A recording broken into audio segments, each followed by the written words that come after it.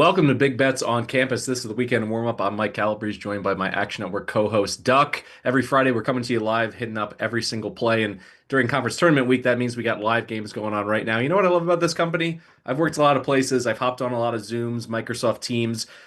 When you hop on one at Action Network and it's Conference Championship week, you can't even see anyone's face. It's still black, but the audio is working, and people are already complaining about the Belmont defense. I love working here. I love getting into it, not just with my co-hosts, but also with you guys here in the audience. If you're on YouTube, you can hit us up with your questions in the chat. We're also going to put some bet slips in there as well. I think we're going to have 6 or 7 plays that we're adding to our Friday and Saturday card. We're going to walk through some of Duck's elaborate positions in the NEC, how he's thinking about hedging, how we're thinking about conference tournaments coming up.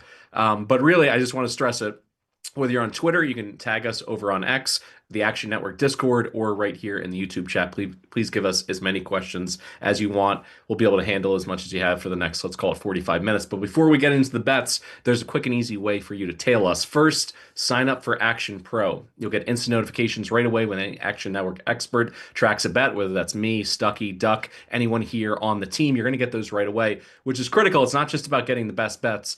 Got to get the best bets at the best prices. Plus, you can access our pro projections powered by Sean Kerner and his predictive analytics team and a ton of other benefits. And there's still a special offer out there before all the madness truly starts, before the field of 68 is set. So just go to actionnetwork.com/pro and you can get $20 off an annual price with a promo code BBOC20. So don't miss out on the best bets at the best prices. Visit actionnetwork.com/pro and use promo code BBOC20 to get $20 off a year of Action Pro. All right, Doc, I'm going to let you drive a little bit. I'm going to see if I can drum up some questions. I'll head over to the Action Discord, but just kind of, set the table here with some of the, tickets that you're sweating and how you think about this, because strategy is so important at this time of year. Everyone dreams of hitting, the 60, 70 to ones to win a conference tournament, a low major out of nowhere. But you also don't want to be left empty-handed. You want to at least get your money back on a bet like that if you get a 70 to 1, let's call it, to the semifinals. So talk me through the NEC tournament and what you're thinking. Yeah, I mean, it was just a tournament that we saw some significant mispricing early. Long Island is the best team in this conference, but it's a conference that is really full of bad teams, and I didn't think that the margin between LIU and everybody else was as wide as what was being priced. We saw Fairleigh Dickinson 150 to 1. We saw Wagner, and I received some of this feedback on Twitter. Wagner opened at 500 to 1 to win this tournament. I grabbed him at 70 to 1. We got Stonehill through to the second round. It's just a conference where there's a lot of parity among teams that are almost all exclusively outside the top 300 in Ken Palm. And any of these teams can get hot on any night and win a game or two, and then you're in a real good position with the wager. We saw it with Long Island in their opening round game against Chicago State, a team that they had handled twice in the regular season, and Chicago State had the ball down two with 12 seconds left to potentially take the lead. So teams are playing tight. There's a lot of pressure. And so, I looked at my positions with Wagner and Stonehill, which I'm still comfortable with, and I'm not hedging out. I did find some Mercyhurst out there to just try and cover the position up. And I think it's really important to think about how this scenario could play out in the NEC. If Mercyhurst defeats Stonehill on Saturday afternoon, Long Island and or Wagner will know the result of that. And then their semifinal game will be for the automatic bid since Mercyhurst is ineligible to go to the NCAA tournament. And so Wagner and or Long Island will clinch the bid. And since Mercyhurst can't go, really their bid, their opportunity to dance is winning the conference. So I really do think Mercyhurst has a real spirit behind them to try to win this tournament and go out with a bang because their season is over after the conclusion of this tournament. So there is a caveat there for Mercyhurst. I'm uncovered on Long Island, so it would take Long Island winning the whole thing, which I still don't necessarily know if that should be prohibitively what we expect. Their best player, Jamal Fuller, was hurt in the Chicago State game. He was limping noticeably. His ankle is very sore. He was able to finish that contest purely on adrenaline, but I don't think he's going to be the same force against Wagner on Saturday afternoon. I'll be real interested to see where this line opens up. I think Wagner is live to win this game, and they may end up being the favorite if they move through to the championship game early next week. So I like my position in the futures. I did grab some Mercyhurst just to cover up on the other two, so that way, if any of the three horses that I have left out of four win it, we'll be in a good position there. We just have to hope it's not Long Island. All right, let's go to your backyard, the CAA. By the way, we talked about this on the Big Bets on Campus podcast with Stuckey. There's just been a rundown on every single conference tournament that's tipped off and all that are to come. We're still going to have some episodes closer for the power conferences next week, but the majority of them we already have in the can recorded. So if you want to go back and listen through and hear our thought process all the way to, the start of a tournament, please go back in your podcast feed and do that. But let's talk about the CAA. You live in Wilmington. You've seen the Seahawk team play a lot. Do you think, first, are they properly priced in the market right now? I believe they're going off at what, 5-2? And then if they're not the pick to win it, who do you like there in the Coastal? Well, it's one reason why we consistently advocate to shop around, have multiple places that you can get down a wager, because there's a lot of variation in the pricing for the CAA tournament as far as who should be the favorite. Wilmington is anywhere from plus 185 to plus 265. Same with Hofstra. You can find Charleston out there at plus 485 or plus 685, depending on where you look. So you want to not leave that money on the table, and you want to put yourself in the best position possible. The difference and the dichotomy in those prices could be the difference between eventually being able to hedge out for profit. I mean, it is absolutely the difference between a winning and losing P&L at the end of the year. So go get the best prices. Every state now has a wide menu of shops that are available. But going back to it, I mean, I really like, and this is purely objective, but UNC Wilmington is so strong defensively. They control the pace very, very well. Patrick Wessler, if he stays out of foul trouble, is unguardable in this league in the post. They've got guys like Christian May and Nolan Hodge who have been much more aggressive at getting to the rim and the foul line, and they're knocking down shots. Madison Dirk can shoot the ball from anywhere across midcourt. And even a guy who was a reserve player earlier in the season, Jonathan Lamoth, has emerged as an offensive weapon the last 5 or 6 games for Wilmington. I think it's a real dangerous team. I don't see them being seriously threatened in the quarters on Sunday by either Stony Brook or Campbell. Monmouth has been so dangerous since McLean has been inserted into the lineup, and the metrics love Monmouth's defense, but I just don't. I don't see them getting a lot of stops. They don't rebound exceedingly well. I don't hate Monmouth, but I just don't see them having the horses to go head to head with North Carolina Wilmington. You could make a case for Hofstra, Charleston, and the preseason conference favorite of the year in CAA was Towson, and they're 15 to 1. And I think that Towson is a team that could possibly give these others in the second half of the bracket a scare. The problem is Towson, Charleston, and Hofstra all have to play each other, and Wilmington will only have to defeat one of them, which is why I think at plus 265, they're the better bet. If you like Hofstra, get the best number. I would not bet Hofstra at plus 190. I think that the book that priced them is just trying to get a little bit too cute. Their path is going to be really difficult if, in fact, they have to play William and Mary, who swept Wilmington during the regular season and can score with anybody. I mean, then you're looking at a matchup with Charleston or Towson before potentially having to beat the Seahawks. I think Hofstra is peaking, and they're a very dangerous team, but their path is difficult. All right, Duck, let's jump in here to some questions because we are going the second half at Arch Madness between Drake and Belmont in 7 minutes. And the question here from Drew is any thoughts on the second half? I like Belmont to come back and win this game. They are minus 127, best number out there in the live market right now. I'd play it up to minus 135. Also wouldn't mind laying a point and a half, someone below a bucket. Offensively, I think they'll get it together. It's defensively, I mean, Casey Alexander has talked about this. They wanted to lock in. They wanted to play better on the defensive end. It's not materialized. At this point, make some adjustments at halftime and say, Drake, if you want to beat us, you're not going to get any more in the paint. Pack the paint, do something, because all they're doing is spreading them out and getting whatever they want on cutters and people driving to the hole. Do you think Belmont's a good play down 48-41 at half? I think they need to make some threes. I think they need to get some stops on the defensive end. We were talking with some guys, and we know that Belmont's defense is not exceptional. We just need them to be middling. We can't have the Swiss cheese. We can't have them give up a ton of open looks from three, and then they're sending guys to the foul line. They're not securing rebounds. It's just one of those things where we really need the Bruins to kind of tighten it up on that end.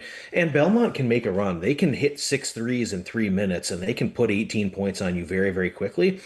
And so I would certainly lean that they're going to make a run here and get this game back under control. Certainly unlikely now to cover the 11 and a half or 12 point number.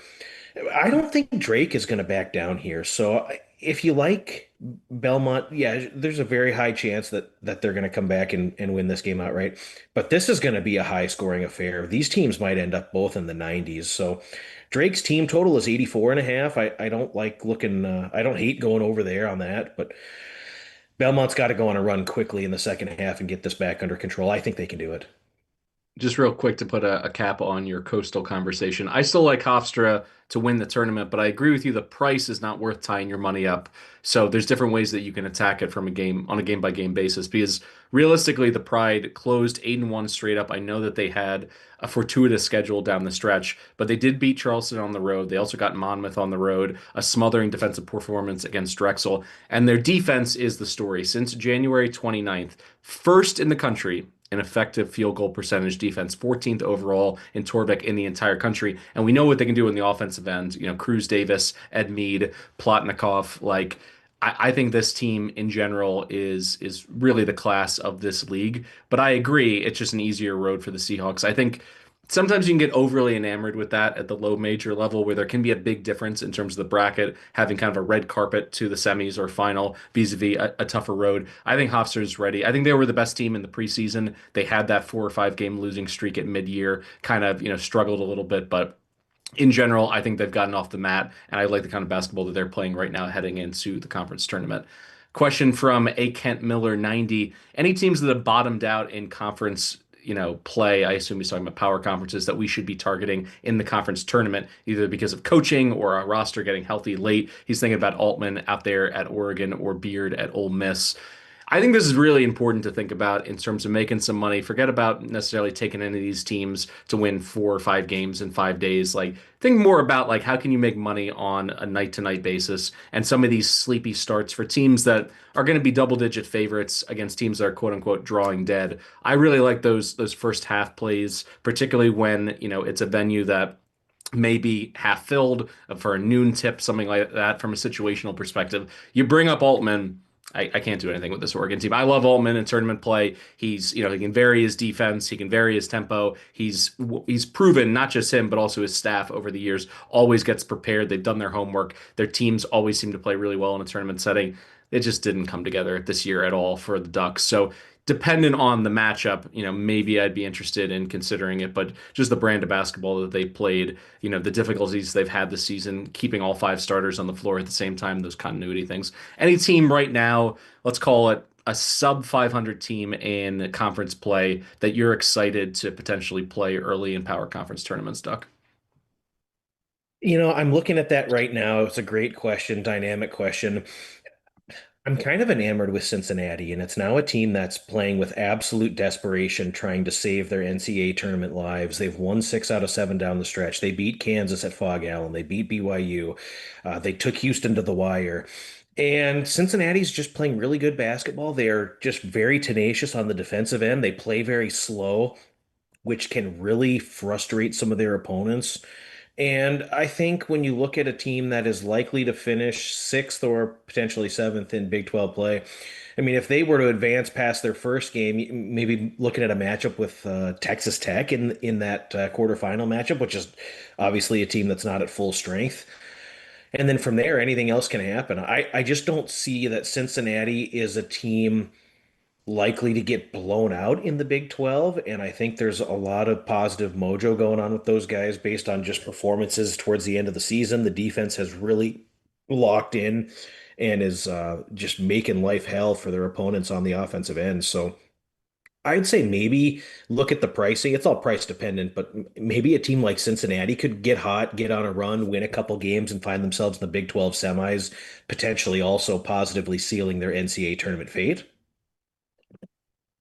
Yeah, I'm with you on Cincinnati. I feel like they played so well. The secret's out on them a little bit in terms of the market shift, and I think the desperation angle is also true. A lot of brackets right now looks like they're in the first 4 out or the next 4, so they have everything to play for in front of them.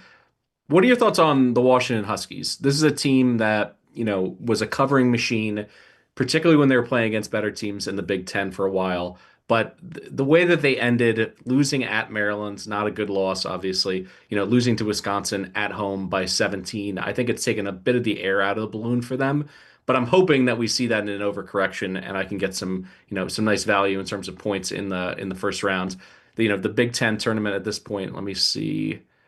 So they're going to skip through the first round. So they'll be in the second rounds in some variety. So I don't know. I'm hoping that they can win at least one game outright, and I can play them twice. Play them, in the first game to win outright, and then get the points in the third round on March 12th. What are your thoughts on them? I know this is a team that had a lot of potential. Obviously, Steinbach, is somebody who played at a very high level the entire season as a traditional big, but they also had some injuries throughout. Had some continuity in their backcourt. Agnesovich was not the guy that I thought he would be coming out of the transfer portal. I thought he was kind of a hidden gem. But I still think there's ways to make money late in the season on the Huskies. Where do you come down on UW?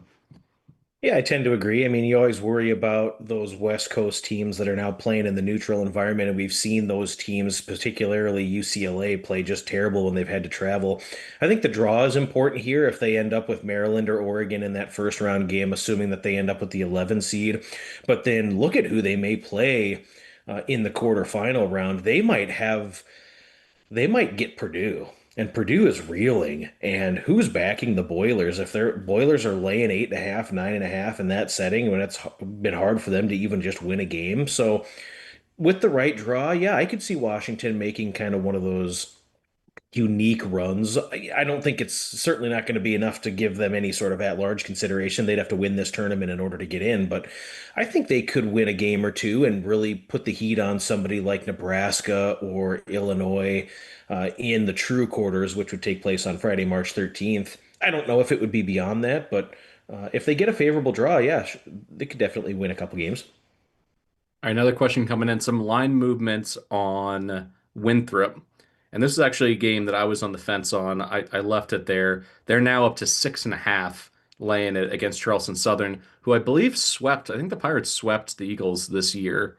Yeah, they beat them by two at their place, and then excuse me. So it was a season split. So they lost to Charleston Southern, and they only beat them by four at their place. 6.5 is obviously a no-go for me. I believe when I looked this morning, it was 4.5. Is this a stay away for you now with the second best team in the Big South? Nah, I'm actually on Charleston Southern here. I think Charleston Southern is a little bit better than their record would indicate. They had several close losses this season in succession in league play. They lost five conference games that went to overtime. And as you had alluded to, they took Winthrop to the wire twice. I think people are waking up on the West Coast. They're getting their action in. They know the name Winthrop and just seems like a cheap bargain here. But Charleston Southern is very sound offensively. They're going to play fast. They're going to match Winthrop's tempo, if not even play faster than Winthrop. These guys can shoot the three ball better than anybody in the conference, and they jack up a ton of them. And so there's going to be a little bit of variance there. I kind of think the Buccaneers, I'm not going to call for them to win the game outright, but I think that they could really make some noise in this tournament overall. And I just think that people see a team that's 6-10 in league play and assume that they stink. But these guys gave High Point a run for their money not too terribly long ago. They played Radford very close. And again, they took Winthrop to the wire twice. So I haven't seen any sort of personnel reports that would create any concern about injury. I think it's just that you're getting people that are logging in and plucking Winthrop because that's the name they know. But I like Charleston Southern here. Now, anyone who's listened to the BBOC knows that you got a really good number on Navy to cut down the nets and to head back to March Madness. They're in a league, in the Patriot League, that's not all that deep, but all the top seeds took care of business. It's 1, 2, 3, 4 in the semis. They're pulling a Boston U team that I believe they beat by 8 and 5 this year. So they didn't move away from them, but they handled their business, particularly on the road. Any difference in how you feel pre-tournament to where you are now? You feel even better about your position? Because obviously they sleptwalk through that performance against Bucknell. They end up pulling it out by 5, played a really strong, complete second half there. Any thoughts on the middies? I was really just disappointed with the effort from Navy. They came out and there was just no juice. They weren't hitting shots. They were not collecting offense or excuse me, defensive rebounds. They couldn't get the ball to Kehoe in the post. Bucknell played some zone, and it was really difficult for Navy to get the post high-low action going. They won that game because of Jinwoo Kim. If Jinwoo Kim doesn't hit those four clutch threes at a point where Navy was reeling, I mean, you could just see it in the gym with Navy. They got down 8 in the second half, and people gasped. Like the whole air went out of the entire building, and everybody was stunned. And they got a few stops. They made a run. Kim hit a few threes, and he's the reason why they won that game. They need more from Kehoe. They need to be aggressive with every rebound. When the ball hits off the front iron, it's got to be their ball. And it wasn't that way against Bucknell. You could just kind of see that these guys thought they were going to just roll out there and blast the Bison, and that was anything but. However, if you look at Navy, and I tweeted this out this morning, if you look at Navy over the last three times that they played in hairy games, January 28th, they beat Boston by 8, but they were only up by 2 with a couple of minutes to go. Very next game out, they blasted Loyola Maryland. Then they had a sweaty game against American where they won by 9. They were only up by a couple points late.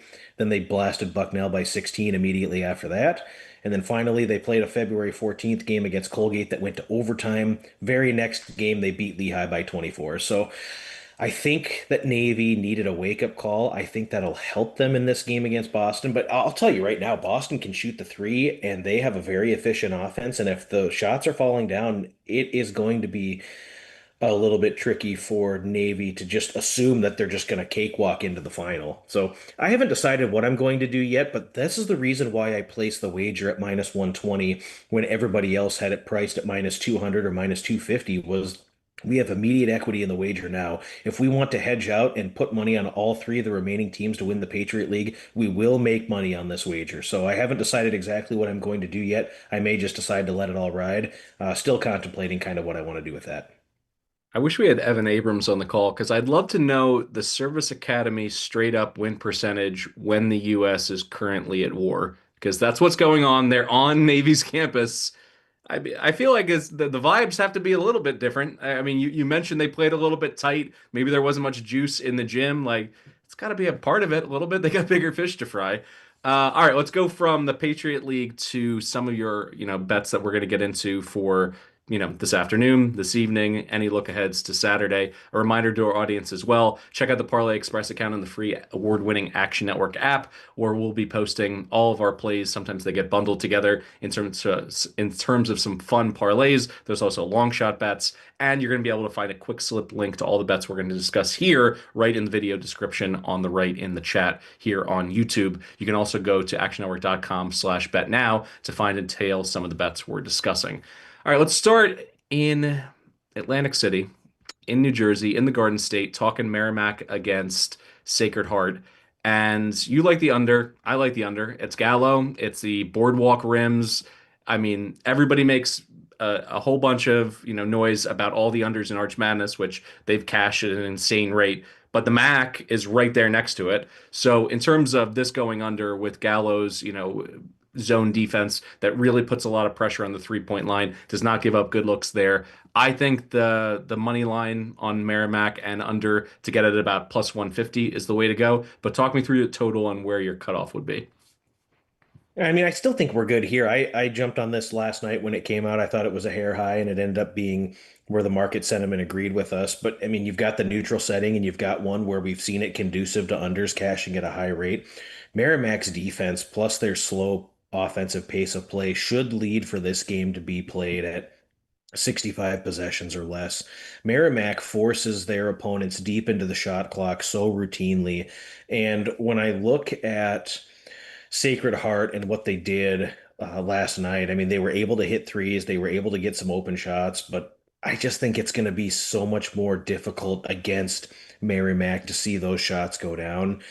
The Pioneers are streaky, and I mean, it certainly could happen, but I don't think that we're going to see Sacred Heart get hot from deep. The zone and Gallows defense is just so difficult to play against for 40 minutes. And even if they have a solid first half, we've seen this team shut down its opponents in the second half and just slam the pace to a crawl game in and game out. Merrimack's defensive weakness is giving up offensive rebounds, but that is something Sacred Heart is terrible at. So I would expect them to be just fine in collecting defensive rebounds here. Should be a lot of one and done possessions. I think this game is played with probably, I would assume it's more likely than not both these teams are in the 60s rather than in the 70s. So I think we're still good at 141.5, 142.5 on the under. Miami of Ohio going for the perfect season. Talk about nerves. Maybe play a little bit tight. Ohio certainly can't beat them at their game by playing fast and having it be a high possession game. So you like under on the 160. A point of note here, no team in the MAC has gone over more than Miami. I believe they're actually tied with UMass. 63% cash rate on overs this year. But the market has adjusted over time. So if I had to bet this one either way, I would be with you on the under. I also think there's kind of a quit factor for Ohio late. They're down double digits. I don't see this being a desperation situation because it's not conference tournament play. It's the end of the regular season. Maybe just put up the white flag and let Miami enjoy this historic moment on their home floor. Or excuse me, on Ohio's home floor. Yeah, and we've seen with Miami, well, first of all, over the last couple of years, Athens has been a house of horrors for these guys. Very difficult for whatever reason for Miami to go in there and win, something they haven't done in quite some time. But we've just seen it with Miami of Ohio. Over the last couple of games, they have slowed down their operating pace and they've also slowed down their offensive efficiency. They were operating at about 1.22 points per possession for the entire season. And over the last three games, that's down to 1.07. It doesn't seem like much, but when you're a little bit less efficient on offense, you're playing with some nerves, you're playing a little bit tight, and you're slowing down the pace by 3, 4 possessions per game. That's all it takes to get 6 or 7 points worth of value on an under, and that's what we're going to see here. The other thing is, while Miami's defense is not overly exceptional, they have been very efficient, and Ohio is one of the worst shooting teams from deep in the entire country. They're like 348th in KenPom in three-point shooting. They cannot hit the outside shot. But I also think as well with Miami, season's not on the brink. It's not as though you have to win or go home, but these guys want to close this out. They want to finish this regular season undefeated. They want to get Mike Calabrese's plus 1100 undefeated ticket to the window. They want to give a little boost to the weekend warm up where we gave that out 2 months ago.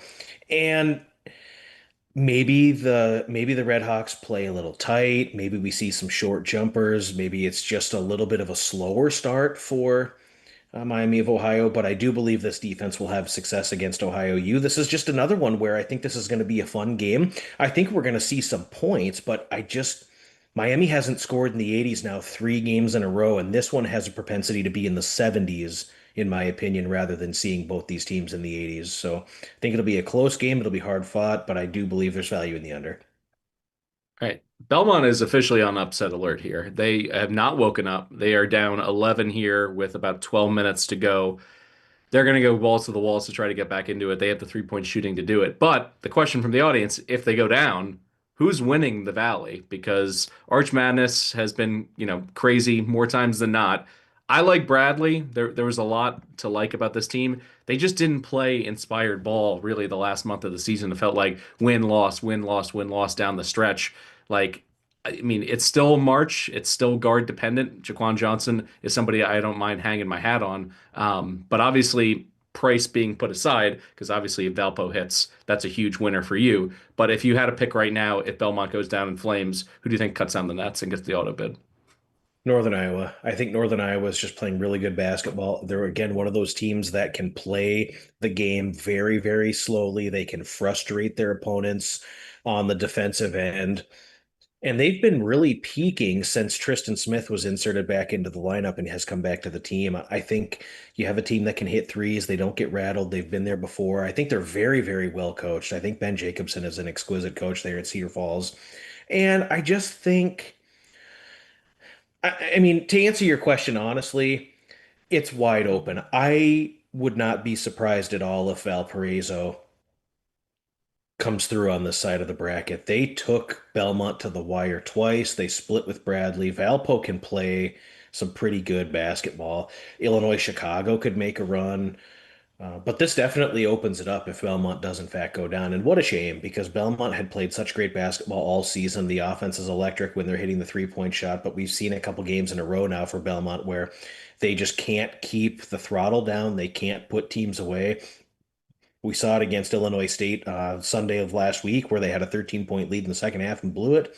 And they just haven't gotten over the top here yet. So it's looking more and more like if Belmont does come back and win this tournament. Maybe they bow out early, or maybe they learn from it. I don't know, but I wouldn't be surprised if it's Valpo. And also, Illinois Chicago has some pretty solid defensive prowess. Isan has done a really good job with the Flames, and I could see them making a deep run.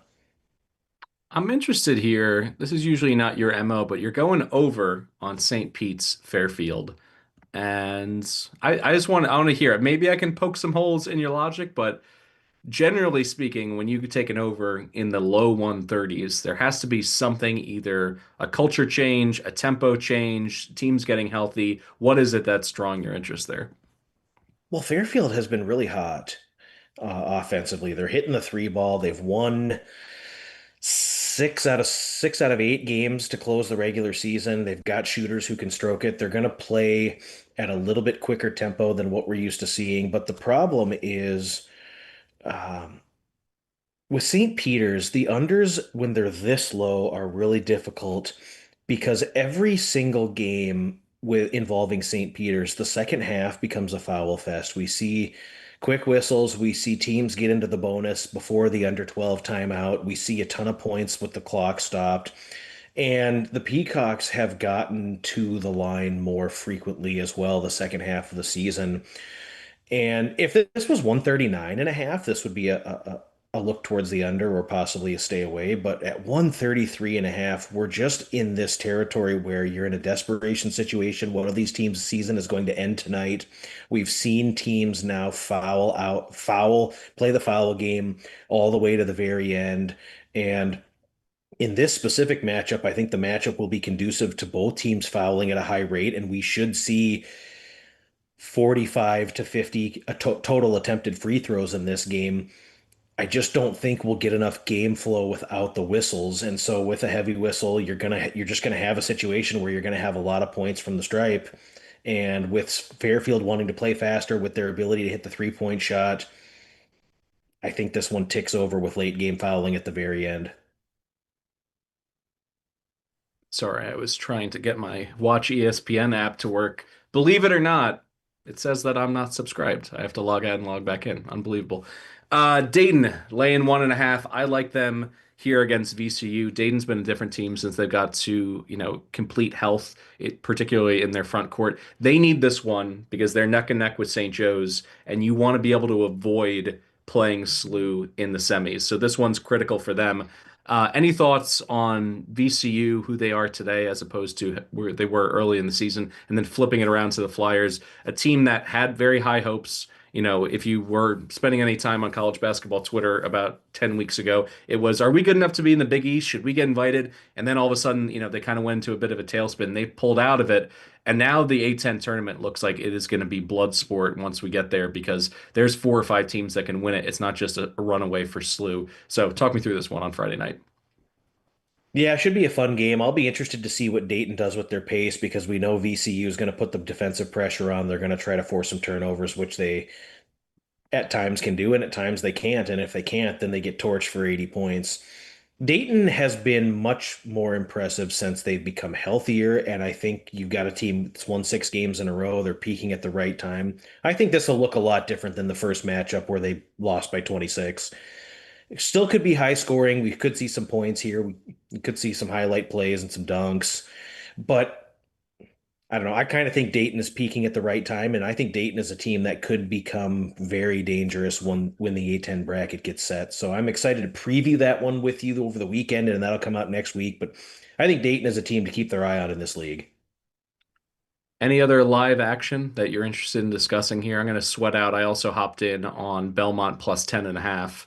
They still can't throw it in the ocean at this point. So we'll see if they put up the white flag. Obviously, it's conference tournament time, so they should be fighting tooth and nail to the very last possession, but they haven't shown a whole lot of fight thus far. Let me see.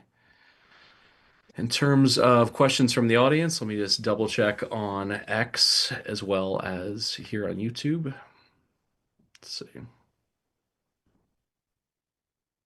All right, I think Yeah, that's it. we've got not a whole lot otherwise. I mean, we got some pretty good action here, but Belmont is going to be the disappointment of the day. It looks like, and a really a stunning result. Drake was in absolute free fall before this tournament started, and you look at the results of some of some of the games that they had played, and their defense had not been able to secure stops. They weren't hitting shots. It was just this is going to be has to be a major disappointment here if you're Belmont to be getting whooped as you are by these guys. I mean, Drake.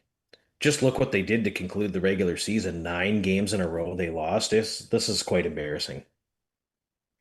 All right, So I that'll hope do they it for can the maybe make a little bit of a run here, get it to 6 or so at the under 4, and maybe give themselves a chance. Maybe that's what we'll be sweating out here. I can tell you, maybe some other people are as well.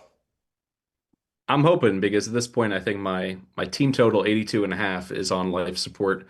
And my plus 10 and a half is not looking good because they cannot get a stop without fouling. All right, that'll do it for the weekend warm up under the Big Bets on Campus banner. Thanks for tuning in. Appreciate your questions along the way. Don't forget to download the free award-winning Action Network app and leave us a 5-star rating and review. Subscribe to the YouTube channel as well. Also search for BBOC and you're going to have access to all of our college basketball content, our previews for every single conference tournament. We're also going live tomorrow morning. You're going to want to check us out at 10:30 a.m. Eastern. We'll be cutting it up for about 40 minutes there. Thanks for listening to the Big Bets on Campus podcast. Best of luck with all your bets, and we'll see you at the window.